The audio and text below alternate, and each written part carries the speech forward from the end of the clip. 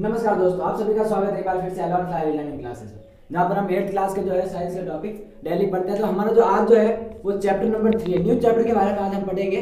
तो new chapter जो है हमारा रेशो से रिलेटेड है। संश्लेषित रेशे और प्लास्टिक। तो आज जो हम पढ़ने वाले हैं वो है संश्लेषित रेशे और प्लास्टिक के बारे में। आज पूरा जो हमारा चैप्टर है वो उसके ही आसपास चलेगा। तो हमें पहले ये पता होना चाहिए कि रेशे क्या होते हैं, संश्लेषित रेशे क्या होते हैं, रेशे कितने प्रकार के हो सकते हैं, या फिर प्लास्टिक क्या है। तो सबसे पहले आप लोगों को अगर पता हो तो आपने 6th और 7th क्लास में पढ़ा होगा कि रेशे क्या होते हैं।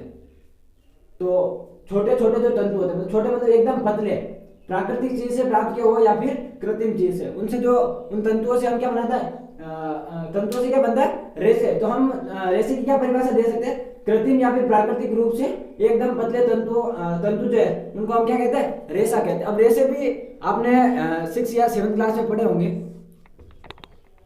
2 प्रकार के रेशे होते हैं, एक तो प्राकृतिक नेचुरल फाइबर और एक होता है संश्लेषित, जिसको आर्टिफिशियल फाइबर भी कहते हैं, संश्लेषित। अब ये दोनों क्या होता है, ये दोनों एक प्रकार के रेशे होते हैं। क्या होते हैं, रेशे।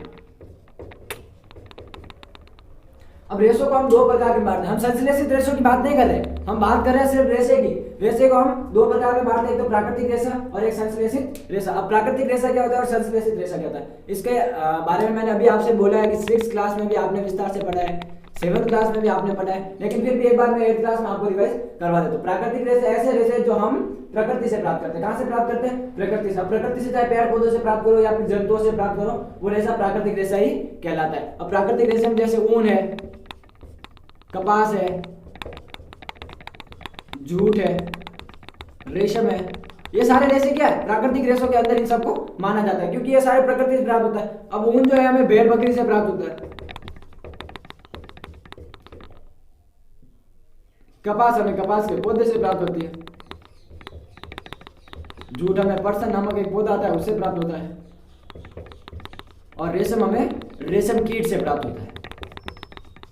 तो ये सारे प्रकृति में पाए जाने वाले जीव जंतु है, और प्रकृति से प्राप्त होने वाले रेशे को हम प्राकृतिक रेशे भी कहते हैं। तो इसके बाद जो हमारा अगला टॉपिक चलता है, हमारा जो टॉपिक है वो टॉपिक रहेगा संश्लेषित रेशे की जगह। और संश्लेषित रेशों के बारे में आप लोगों ने अगर सुना होगा तो संश्लेषित रेशों को मानव निर्मित रेशा भी कहा जाता है। संश्लेषित रेशे जो है इनको दूसरे नाम में मानव निर्मित रेशा भी कहा जाता है। मानव निर्मित रेशा क्यों कहा जाता है, क्योंकि इसको है एक आर्टिफिशियल तरीके से, केमिकल द्वारा, रासायनिक प्रक्रमों द्वारा ही इसको तैयार किया जाता है। ये मानव निर्मित रेशा होता है, तथा इसको आर्टिफिशियल के कारण इसको कृत्रिम रेशा भी कहा जाता है। तो हम देखते हैं कि जो संश्लेषित रेशे हैं उनके 2 नाम और भी, एक तो मानव निर्मित रेशा और एक कृत्रिम रेशा। इनको आर्टिफिशियल तरीके से मतलब केमिकल के द्वारा, रासायनिक प्रक्रमों द्वारा इन रेशों को तैयार किया जाता है। तैयार इनसे ही होता है। तैयार जो है पेड़ पौधों के अपघटन से, या फिर जो है इनके अंदर कुछ मिक्सअप करके, मिला करके कुछ केमिकल्स के रिएक्शन करवाकर इन रेशों को तैयार किया जाता है। और इन रेशों को तैयार करते हैं मानव, इसलिए इसको मानव निर्मित रेशा भी कहा जाता है। तो सबसे पहले हमें ये पता होना चाहिए कि मानव निर्मित रेशे किसको कहते हैं, या फिर संश्लेषित रेशा, कृत्रिम रेशा, ये सब क्या होता है। ठीक है, इसके बाद हम देखते हैं कि जो ये रेशा है ये बनता कैसे। अब इनके बारे में तो आप लोगों ने विस्तार से पढ़ा होगा पिछली क्लासों में, लेकिन आज जो है हम संश्लेषित रेशों के बारे में पूरे विस्तार से पढ़ेंगे। हमारा जो टॉपिक चलता है वो चलता है संश्लेषित रेशों के ऊपर। ठीक है, कि संश्लेषित रेशे क्या होते हैं, कैसे बनते हैं, इन सब के बारे में आज हम पढ़ेंगे। अब संश्लेषित रेशे जो है इनको बहुलक कहा जाता है। क्या कहा जाता है, बहुलक। अब बहुलक भी क्यों कहा जाता है उसके बारे में भी हम पढ़ेंगे। अब पहले तो हमें ये पता होना चाहिए कि बहुलक का मतलब क्या होता है। अब आप लोगों ने हिंदी क्लासेस में अगर आप लोगों ने देखा होगा कि तो बहुवचन जो आगे आते हैं, प्लूरल्स, अब उनको क्या बोलते हैं हम, कि जब एक या अनेक वस्तुओं के बारे में जब कोई या किसी अनेक व्यक्तियों के बारे में जब कोई शब्द जो है वो बोध कराता है, जैसे एक तो वस्तु और एक वस्तु हो। वस्तुओं का मतलब होता है बहुत सारी चीजें, तो यहाँ पे बहुलक का मतलब भी होता है बहुत से ही है। तो इसको जब है इंग्लिश में बोलते हैं पॉलीमर, और पॉलीमर का ये एक लैटिन शब्द है, और इन दोनों शब्दों का जो अर्थ है वो बिल्कुल डिफरेंस, बहुत ही अलग है। अब देखो डिफरेंट कैसे है, देखो पॉली का मतलब होता है मैनी, और मर का मतलब होता है यूनिट या फिर पार्ट। अब इससे क्या बनता है, मैनी, यूनिट या फिर पार्ट। मैनी को हम हिंदी में लिखते हैं अनेक, और यूनिट को हम लिखते हैं इकाई, और प्लस जो पार्ट है इसको हम लिखते हैं भाग।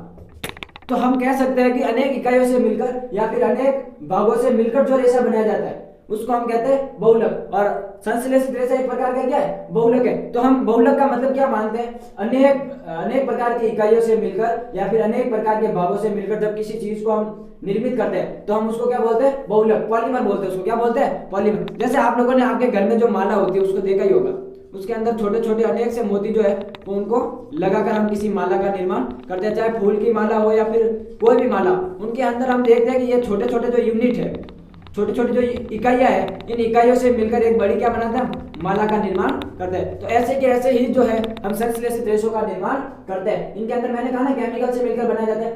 तो छोटे छोटे जो केमिकल्स होते हैं उनकी रिएक्शन से इनको अपघटित करके इन रेशों का निर्माण किया जाता है। अब बहुलक के बाद में हम जानते हैं कि अब संश्लेषित रेशे को एक प्रकार के तो हो नहीं सकते। जैसे हमने प्राकृतिक रेशों में भी अलग अलग पढ़ा था कि ऊन है, रेशम है या फिर कपास, इन सब चीजों के बारे में अलग पढ़ा था। तो संश्लेषित रेशों के भी प्रकार होते हैं और शायद इनके बारे में आप लोग जानते भी होंगे क्योंकि आपकी स्कूल में जो है ये चैप्टर बहुत पहले पढ़ा दिया। लेकिन अब कुछ मोस्ट इंपोर्टेंट जो चीजें हैं उनके बारे में भी हम चर्चा करेंगे। तो इनके जो टॉपिक है, जैसे एक होता है रेयन, रेयन भी एक प्रकार का क्या है, संश्लेषित रेशा है। नंबर 2 होता है नाइलॉन, नाइलॉन भी क्या है, एक प्रकार का संश्लेषित रेशा है। इसको भी मानव द्वारा निर्मित किया गया। तीसरे नंबर पर है जिसको बोलते हैं एक्रिलिक और पॉलिस्टर, ये भी क्या है, एक प्रकार का संश्लेषित रेशा।